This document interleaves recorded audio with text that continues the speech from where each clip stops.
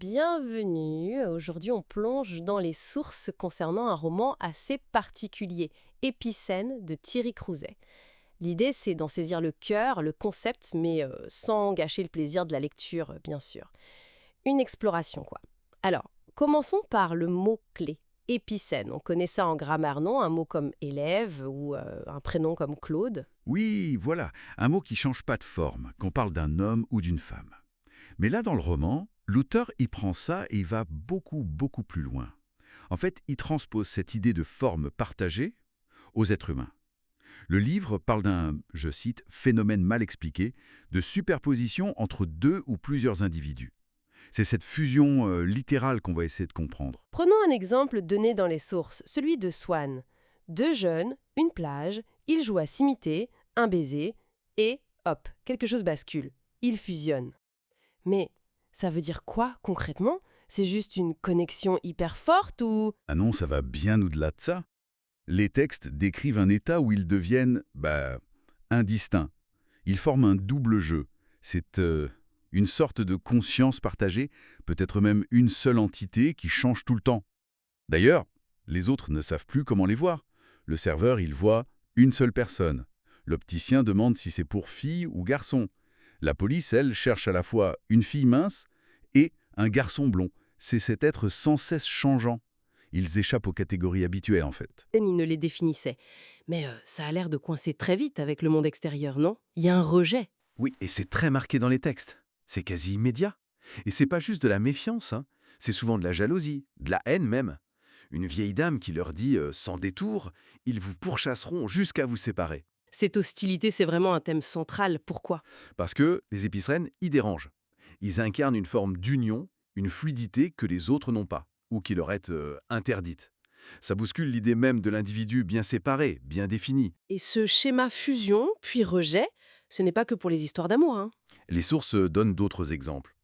Tout à fait. Il y a Micheno, par exemple, trois jeunes femmes, Myriam, Sheila, Noémie, passionnées d'escalade. Et pendant une ascension super dangereuse, elles fusionnent. Ah oui, Et là, le déclencheur, c'est l'effort commun. voilà l'effort physique, mental poussé à l'extrême. Et ça crée une grimpeuse unique avec des capacités décuplées, presque surhumaines en fait. Autre exemple très différent, cité Zeï. Ouais. Deux soldats, ennemis, Dans l'horreur des tranchées, oui, en 14-18, ils se rencontrent dans le No Man's Land et au lieu de s'entretuer, ils fusionnent. C'est un acte presque désespéré pour retrouver de l'humanité là où il n'y en a plus. Un besoin vital d'amour, de connexion, qui les pousse à rejeter la guerre, la logique ennemie. Ils vont même jusqu'à échanger leurs manteaux pour brouiller les pistes. Un défi radical à tout ce système. Et puis il y a B et W. Encore un cas différent, on dirait. Deux personnes jugées laides, elles fusionnent et deviennent quelqu'un de moyen. C'est moins une transcendance, plus une sorte de camouflage. C'est une lecture que les sources suggèrent fortement, oui. En fusionnant, ils créent un être qui passe inaperçu, qui échappe aux moqueries, à la persécution liée à leur apparence. C'est une stratégie de survie en quelque sorte. Mais du coup, ils perdent quelque chose. Leur singularité. Ben oui, c'est la question que ça soulève.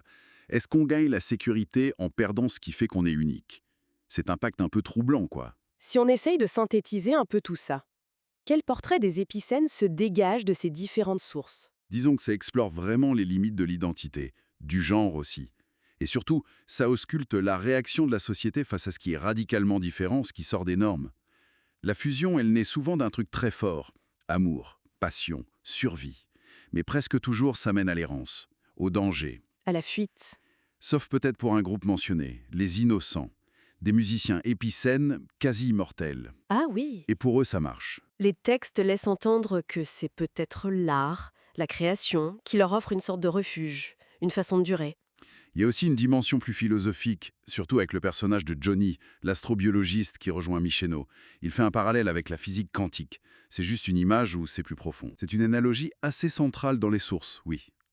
L'idée, c'est que l'entité fusionnée, comme Micheno, existerait un peu comme une onde en physique quantique, une superposition d'états.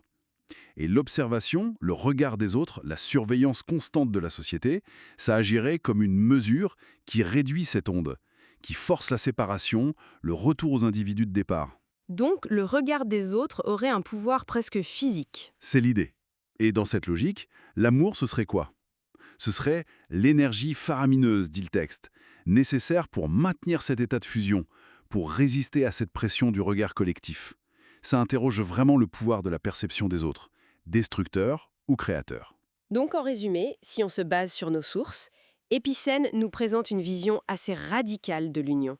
Une vraie fusion qui dépasse l'individu, qui naît d'émotions puissantes, qui offre une liberté immense. Mais qui se heurte violemment aux cadres sociaux, à la jalousie, à la peur de ce qui est différent. Exactement. Voilà qui donne envie de découvrir le roman. Et peut-être une dernière pensée soulevée par tout ça, au-delà de ce phénomène littéraire fascinant, qu'est-ce que cette exploration de la fusion nous dit sur nous?